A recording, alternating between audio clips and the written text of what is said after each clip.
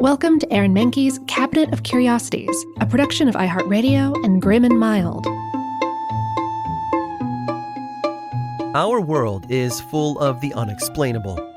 And if history is an open book, all of these amazing tales are right there on display, just waiting for us to explore. Welcome to the Cabinet of Curiosities.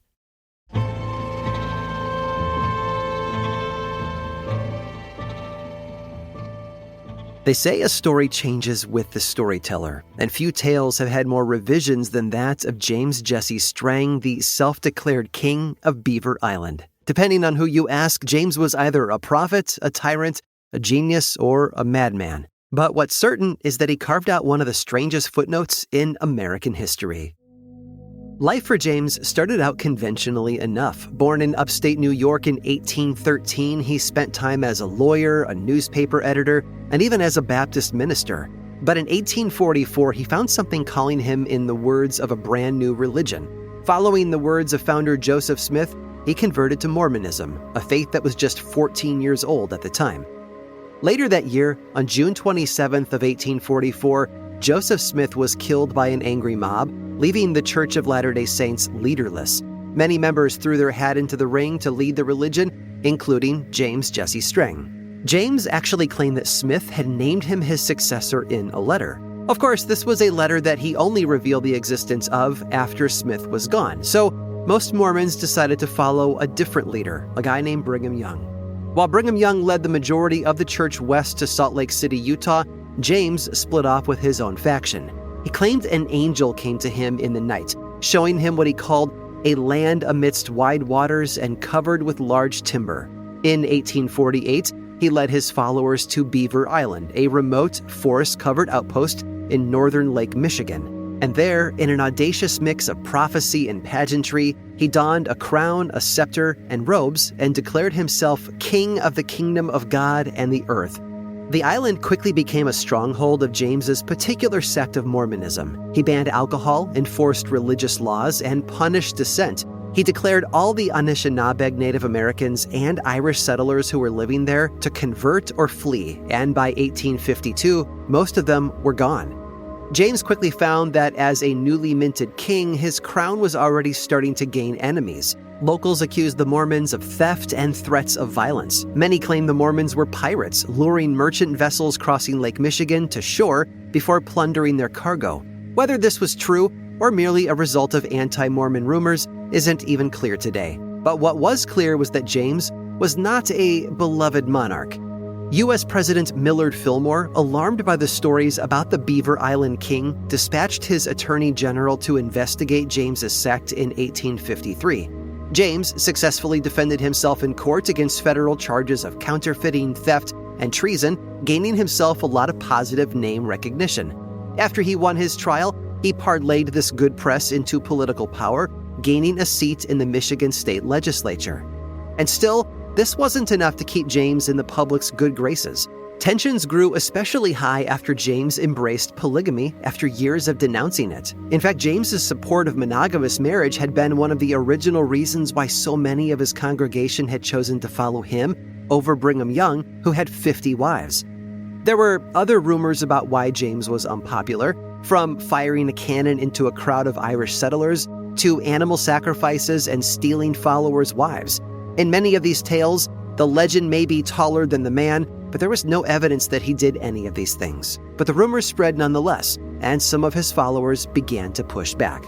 James's rule unraveled in 1856. After ordering the public flogging of 2 dissenters, one of them, a man named Thomas Bedford, plotted his revenge. On June 20th, Bedford and 2 accomplices ambushed James on a dock as he was preparing to board a ship.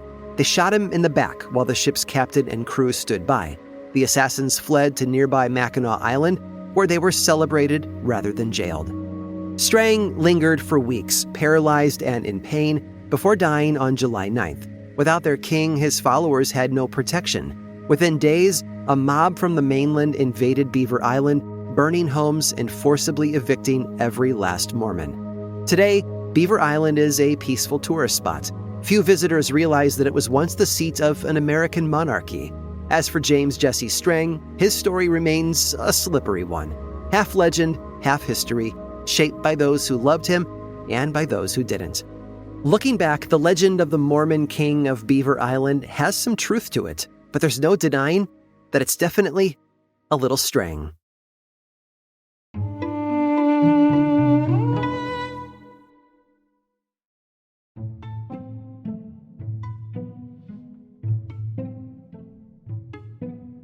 Ever since the dawn of aviation, human pilots have had to face an unshakable reality. Although aircraft may be the biggest thing in the sky, they aren't the only ones. If you've ever spent any time reading about airplane hazards, you may have heard the term bird strike. It means exactly what it sounds like, when a bird collides with a plane, doing some degree of damage and forcing a landing. They're relatively rare these days, but still a present concern among the designers of airplanes. For that reason, manufacturers test rigorously to make sure that their planes are as resistant as possible to encounters with birds at extremely high speeds. When a plane is built, it will be taken to a facility that has a chicken gun, an air-powered cannon that fires boneless chickens at stationary aircraft to simulate a bird strike. Because chickens have higher bone density than most high-altitude birds, if the hull of an airplane can resist this weapon, it is deemed safe to fly. However, some aerial hazards are too esoteric to plan for, as one test pilot found out in 1956. The pilot's name was Thomas Attridge. He was employed to test the combat capabilities of the new Grumman F-11 Tiger jet engine. It was a plane capable of supersonic speeds, flying faster than 750 miles per hour, a speed designated as Mach 1. Nobody had ever engaged in aerial combat while flying this fast. They didn't even know if it was possible. Attridge took the plane out over the Atlantic, bound for a designated firing range. His altitude was 20,000 feet. The plane's 4 guns were loaded with dummy rounds. And as planned, he turned into a dive, descending to 13,000 feet and firing a 4-second burst with the plane's guns.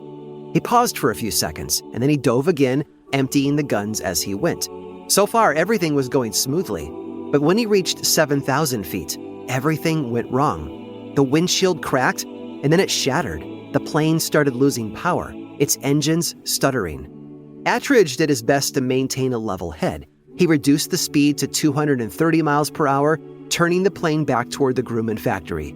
The engine was weakening with each passing minute, and he had to hold the windshield in place with one of his hands while he flew. Aside from the very obvious damage to the glass, there appeared to be a hole near the engine, but he couldn't tell what had caused it. The jet continued slowing before finally stalling out more than a mile short of his landing zone. The plane caught fire and plummeted the rest of the way into a crash landing. Attridge was severely injured in the crash, but he managed to pull himself free of the wreckage. The mechanics were left to determine what had happened to cause the plane to falter so suddenly. But the answer was simple. It was the dummy rounds from the F-11's guns. You see, Attridge had opened fire while in a downward dive, just as instructed, and the bullets had slowed due to intense wind resistance. By the time he reached 7,000 feet, he was traveling at well over 800 miles per hour, and the bullets that he had fired were traveling closer to 400. So the jet had caught up with its own bullets, running face first into a handful of non-lethal, but still very solid, projectiles. The U.S. Air Force did wind up using the Grumman F-11 Tiger in the late 1950s and early 60s. After its retirement as a fighter jet, it would be employed by the Blue Angels for aerial performances throughout the rest of the 1960s. All in all, a relatively short career for a fighter jet, quickly surpassed by subsequent models. In a way, you could say this aircraft peaked early. After all, the F-11 Tiger is the first, and to date the only aircraft, that has ever managed to shoot itself down. I hope you've enjoyed today's guided tour of the Cabinet of Curiosities. Subscribe for free on Apple Podcasts or learn more about the show by visiting curiositiespodcast.com. This show was created by me, Aaron Mahnke, in partnership with How Stuff Works. I make another award-winning show called Lore, which is a podcast, book series, and television show. And you can learn all about it over at theworldoflore.com. And until next time, stay curious.